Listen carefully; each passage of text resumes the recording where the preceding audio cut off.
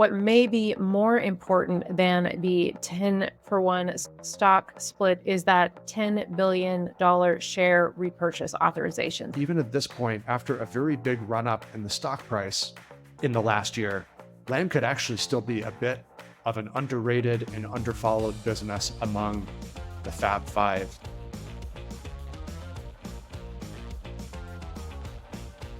Hey everyone, welcome back to Chipstock Investor. Many investors have been absolutely feverish trying to chase Nvidia stock. I think based on the viewership of our last video on applied materials, many are trying to look elsewhere to try to find a stock or a company that they can invest in other than Nvidia so that they don't have to chase it. We think that wafer manufacturing equipment is a great spot to stick some cash from your portfolio for the coming years. Another company that we really like is Lam Research, which we'll talk about today. Before we get started, I just want to remind you to please hit that subscribe button. Great way to support us here at Chipstock Investor. And if you're interested, there is a membership, Semiconductor Insider, $5 a month. And that gets you access to all of our video notes, published manuals, and access to Discord if you would like. Nick, we recently finished up our binge series of Somebody Feed Phil, and I'm thinking about canceling Netflix. Even though we own the stock?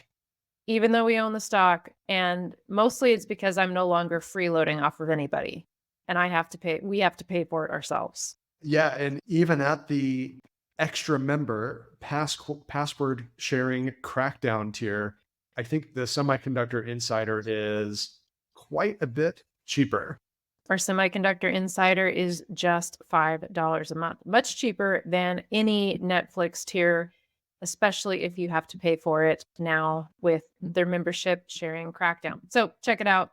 We have a lot of value in our membership. Okay. Enough of that. Let's talk about Lam Research. Yeah, speaking of value, Casey, we of course aren't making any portfolio recommendations for anyone here, simply explaining what we're seeing and what we're buying. And this is an interesting one. Lam trying to create some shareholder value here. Of course, the 10-for-1 stock split getting announced. Nvidia, not the only 10-for-1 stock split out there. Maybe that's exciting for you as an investor. We'll talk about why that's less of a reason to be excited than the 10 billion share repurchase plan that they just announced, adding on to a very long track record of dividend and especially share buyback action from Lam's management team. This is a great company that grows and returns lots of cash to its owners. But before we get to that, Casey, let's take it from the top. Where does this company actually fall in the semiconductor industry flow? Lam falls smack dab in the center of the semiconductor industry flow, that wafer fab packaging and assembly equipment portion of the industry. We like to call this part of the industry a choke point in semiconductors. You have to have this equipment to make semiconductors. And Lam Research is part of the Fab Five, the other four being ASML, Applied Materials, Tokyo Electron, and KLA Corp. That's right. These five businesses collectively gobble up about 70% of all fab equipment revenue every year. And like Applied Materials, Lam Research is a generalist. It has a hand in all sorts of manufacturing process steps. So its customers like Taiwan Semiconductor Manufacturing, Samsung, Intel. We're going to talk about those three companies in particular, the leading edge manufacturers of chips. They can't make those chips and they cannot develop those manufacturing processes without a company like Lam, because they just develop or co-develop so much of the underlying technology at every step in the manufacturing process. This chart Casey made, check out our wafer fab and chip packaging equipment video and manual for more details on what these different steps are and how a company like Lam fits into the bigger picture.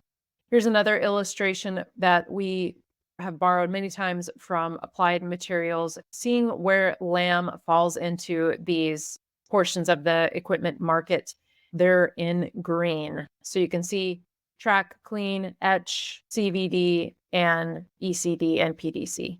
And we're going to circle back, especially to that far right bar, ECD, electrochemical deposition. This is an important process that is probably going to increase as a portion of the manufacturing market in the coming years because it plays an integral part of chip packaging. But before we get to that, let's maybe talk about the specific type of chips Lam has historically helped manufacture. Traditionally, they are heavily skewed towards memory chips. So customers like Micron, SK Hynix, and Samsung. Here's a slide from Lam Research's December quarter revenue mix. 48% of their revenue was memory related, 17% that non-volatile memory, flash systems, and then DRAM making up 31%. In comparison, let's take a look at the March of 2024 quarter revenue mix. You can see that memory's fallen slightly to 44% of their total market. Lam Research has been diversifying outside of memory, and we covered this in our March update after the earnings report. We'll link that video here. So let's circle back to this bit on advanced packaging. Some of the lines are starting to blur between what traditionally used to be called front-end manufacturing, that's the wafer development itself, and then back-end packaging, that's after the wafer is diced up into chips and packaged into a computing or a power delivery system or a sensor system. Some of these new AI systems, or let's just call them accelerated computing systems like AMD's MI300X, these things are really, really complex and utilizing a lot of different manufacturing processes that have been built up and developed over the decades, and bringing them all together into these really complicated systems. They're not just chips anymore.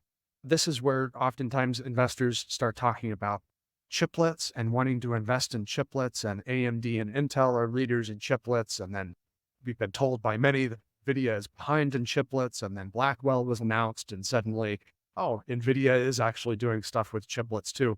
Peel back all of the layers here, and what we're actually talking about is manufacturing processes that a company like AMD, a company like Micron developing memory chips specifically, Nvidia, you name it, they know that these manufacturing processes are being worked on, new breakthroughs are happening, and that they can use those to design their chips and their systems. So here's just an example. High bandwidth memory. We're on the third generation of that. All the three major DRAM makers are working on this, Micron, Samsung, and SK Hynix. And what these are is these are a stack of DRAM chips, and then they're all interconnected using these through silicon vias or TSVs. Micron has this little video infographic showing how those HBM memory cubes are then packaged up next to the GPU so that ultra dense packet of data is positioned very closely to the GPU so that there's no more memory network bottleneck anymore. The memory's not getting clogged up and the GPU sitting idle. You get more data positioned closer to the GPU and packaged in a really, really efficient and really, really small substrate to increase performance. And the takeaway here is it's Lam Research, processes developed by companies like Lam Research and like Applied Materials. And a lot of these processes, like the TSVs, the creation of the through silicon vias, are accomplished through something called electrochemical deposition. In the deposition part of the semiconductor manufacturing, there's a lot of different ways to go about doing it. As we mentioned, chemical vapor deposition, CVD, as well as ECD or electrochemical deposition. There's also another one called ALD or atomic layer deposition. And the leader in that department is ASM International. You can see one of their devices, one of their products here for that application. And besides creation of things like TSVs to accomplish some of these advanced packaging techniques, ALD is becoming another critical process technology. So ASM hard at work with this. And this is becoming a bit of a hot topic because Intel has been talking a lot about backside power delivery, separating the data channel from the power delivery channel from a logic chip, which helps increase the performance by quite a bit. One of the key breakthroughs for backside power delivery is atomic layer deposition.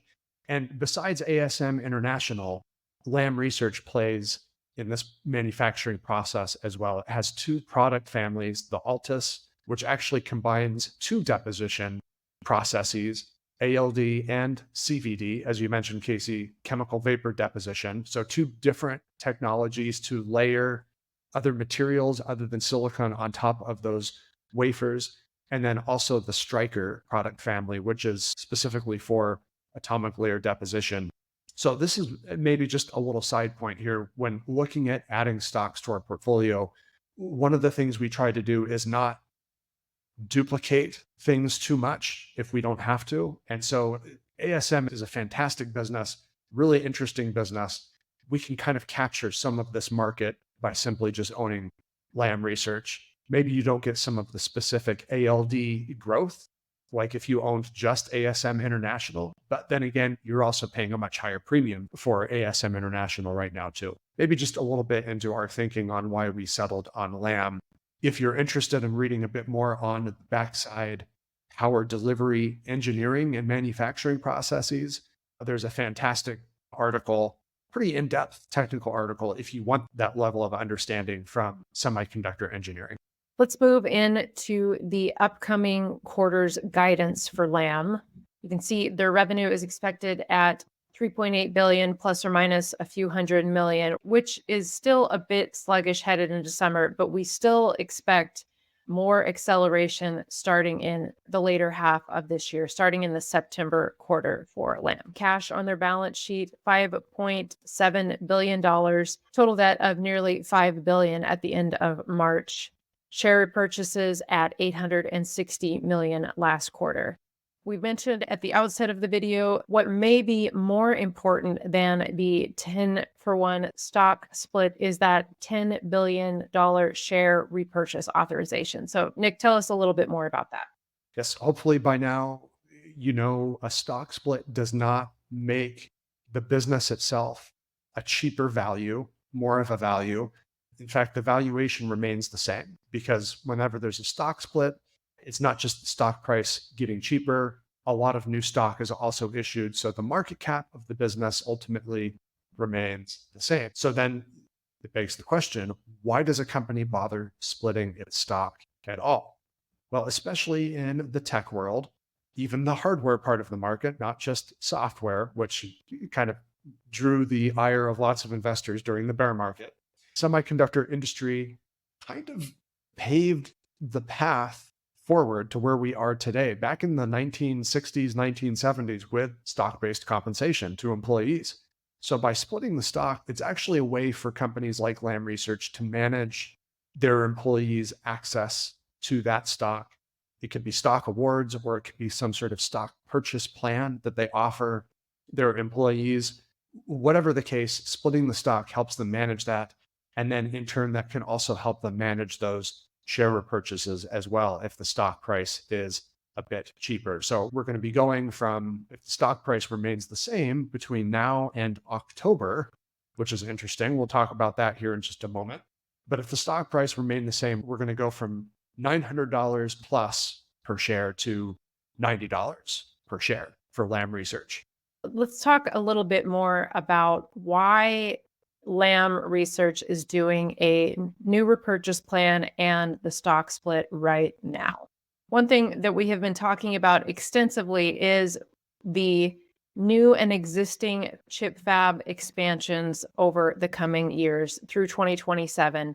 We really expect those revenues are going to be record-breaking numbers, especially for companies in the wafer manufacturing equipment space. And whenever you have these big surges in revenue that's expected to come over the next few years, you can expect that there's going to be elevated employee stock awards and incentives. So that's probably why Lam added that 10 billion repurchase plan into the mix. They're going to try to completely offset that and continue reducing their share count to keep all the other shareholders that are not working for Lam happy. And then another really interesting point here, Casey, the stock split actually isn't going to occur until early October, which is going to be right before the September quarter earnings update. We expect that's about the same time that the next semiconductor fab equipment growth cycle will begin. We compared the valuation of these top 3 equipment makers, Tokyo Electron, Applied Materials, and Lam Research. Let's talk more about where Lam Research fits in when it comes to valuation, stacked up against Applied Materials and Tokyo Electron. Yeah, and these 3 are compared specifically because they're the 3 generalists versus ASML and KLA Core, which are specialists. ASML, the lithography specialist, KLA Core is the metrology and process diagnostic and control specialist. It's interesting to take a look at this. We don't know what the growth rates are ultimately going to be for these 3 companies over the course of the next 2 to 3 years. These are cyclical businesses, and their revenue is ultimately going to depend on just how aggressive their fab customers get with ramping up production, as well as just how aggressive governments get in doling out grants and tax incentives and whatnot to perpetuate the onshoring and friendshoring of semiconductor manufacturing.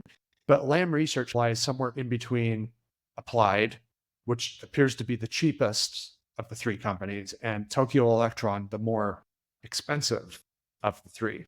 We're not so sure about that because on a forward-looking basis, we think Lam is going to get actually potentially the most upward lift in its profit because of its outsized exposure to the memory market, right? Yeah, absolutely. The memory market was hit very bad in the last year, but we certainly expect a rebound, and the rebound has definitely started. We've talked about in recent months about companies like Micron deferring their equipment purchases, but that ultimately can last for only so long. So we do expect those companies to start purchasing that equipment that they deferred during the downturn. That's right. And of course, in addition to that, Lam has been diversifying into more processes for logic chips and helping things like with backside power delivery, which is one of Intel's very loudly trumpeted technological breakthroughs for some of its upcoming manufacturing nodes and processes for its logic chips. We think Lam could still, even at this point, after a very big run up in the stock price in the last year, Lam could actually still be a bit of an underrated and underfollowed business among the Fab Five. This is one of the reasons why we added to it starting late in 2023 and have continued to nibble on it through the beginning of 2024. And of the 2, we already have a full position in Applied Materials. Lam Research is what receives our new dollars at this point, this particular point, June 2024. If we're looking to invest more money in the Fab Five in expectation of that big manufacturing equipment explosion through the next couple years, it's Lam Research stock. All right, that's a wrap on Lam Research. Make sure you hit that subscribe button and don't miss a video. We have much more coming your way here at Chipstock Investor. We'll see you soon.